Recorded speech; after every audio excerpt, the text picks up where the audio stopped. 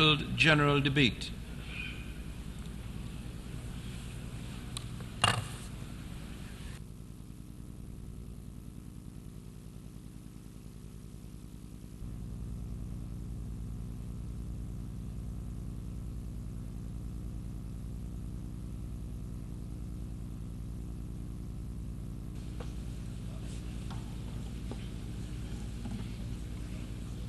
Excellencies, heads of state and government, Mr. Secretary General of the United Nations, honorable ministers, distinguished delegates, and all stakeholders here present. Good morning. It is my honor and privilege as President of the United Nations General Assembly to welcome you to this hall for the opening of the general debate of the 78th session. Allow me to acknowledge in our midst today several presidents, former presidents of the General Assembly, including His Excellency Han Sang-soo, former Prime Minister of Korea, who served as President of the 56th session of the Assembly, and who now sits as Chair of the UN Council of Former Presidents of the General Assembly. Together, this Assembly Hall and this rostrum stand as a living testament to multilateralism and to the extraordinary role and compelling influence of the United Nations over the 75 years of its existence.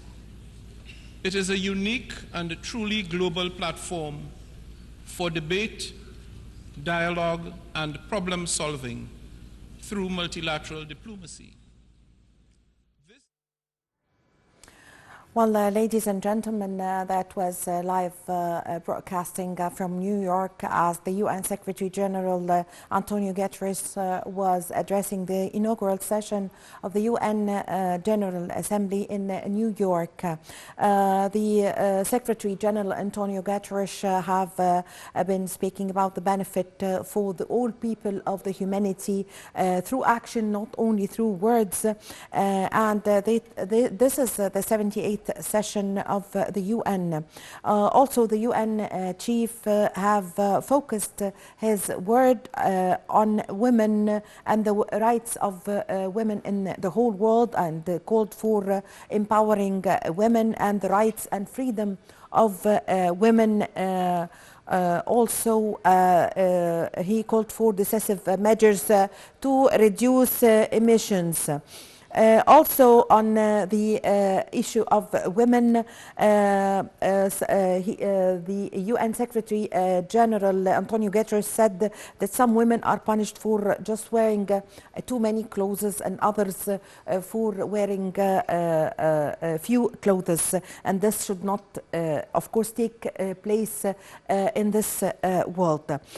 In general, he spoke about the gender equality, which is very important, and it's time for action, not for only words. And he spoke of human rights in general, and also about artificial intelligence. He reminded us of his speech on the artificial intelligence from the year 2017. Well, to shed more light on this, we have the pleasure to have with us over the phone His Excellency Ambassador Gamal Bayoumi, former Assistant Foreign Minister. Good afternoon, Your Excellency. Good afternoon. How are you? How are you, sir? Well, Your Excellency, Ambassador Bayoumi, now we were just following the address by the UN Secretary General Antonio Guterres. He spoke about action, and he focused his word on women and the rights of women in the whole world. Yes, this is one very important item of the rights of human beings, the right of women. And thank God that we are in a very good situation in our country. Our religion is giving women all their rights, and all what we have to do is to read quite well the Quran and to implement it. But in other regions, in other countries, they are far behind us, and we want to encourage them to give women their rights. I have witnessed in several countries that women are not in a good situation, of course, especially in Africa and in some countries in Asia and some Arab countries even. So it's our duty to exchange our experience to show that we are much more safer to give women their rights because they are half of our population. They are our mothers, our sisters, our wives, our daughters. All of them, they have the right to live equal with all the men of the country. So we are on the right track, and I hope this will reach a suitable solution for the whole world. Yes, Your Excellency Ambassador Bayoumi, what is the reason behind the speech by UN Secretary General Guterres focusing his address on women in the whole world and the rights of women, and in general also he spoke of the human rights in general? What is the reason behind this? Because of course we all know this, because in modern time it goes without saying the gender equality. But he spoke, the UN Secretary General spoke about the gender equality and the importance of taking action, not only words. Yes, of course. And as a matter of fact, human rights is becoming a big issue in the international relations. But I have my reservations here. And I wrote an article asking what human rights do we mean? Because while we were negotiating with Europe for our association agreement, they insisted to make an article saying that the Egyptian-European relations and the agreement is based on human rights. Then I stopped very early in the negotiations, asking which human rights do you mean, because you have to be very careful. So we agreed after more than 2 years of challenging to state that human rights, as it was stated in the International Declaration of Human Rights of the United Nations in 1948. Otherwise, we shall be nowhere. Human rights, as it was stated in the Human Rights Declaration of the United Nations, we agreed about it. Also, we added, bearing in mind the difference between several cultures in the whole world. Because after that, they came to us asking us to stop death penalty, which is according to our religion, whether Islam or Christianity, death penalty is very important to us. Because also, for practical reasons, if we don't agree on death penalty, in Upper Egypt we had the revenge crimes took place because they feel that we do not take the right. So, penalty of death is very important. They asked us to stop allowing men to marry more than one wife. So I said in London, I said in Brussels, whenever we were negotiating about this, which civilization is more honest? In our civilization, I am against marrying more than one wife.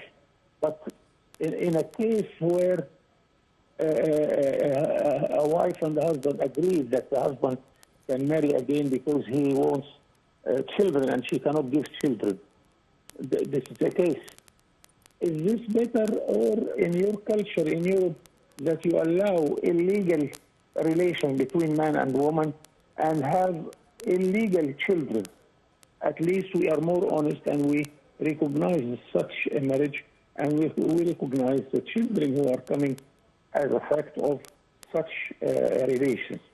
Many things they are coming to ask us about it, and we insist that human rights, it is only the human rights which we agreed upon in 1948, taking in consideration the differences between different cultures. Now you are facing a very dangerous request. They want what they call the freedom of sexual orientation, whether a man can live with a woman without marriage, whether a man can marry a man or a woman can marry a woman. things which will never accept it. So we have to be very careful when we talk about human rights. Yes, Your Excellency Ambassador Bayoumi, the sideline talks are very important in such sessions because it makes the points of views come closer. So it was a good opportunity for Foreign Minister Sameh Shukri, who is participating in the 78th session of UN General Assembly, to hold sideline talks.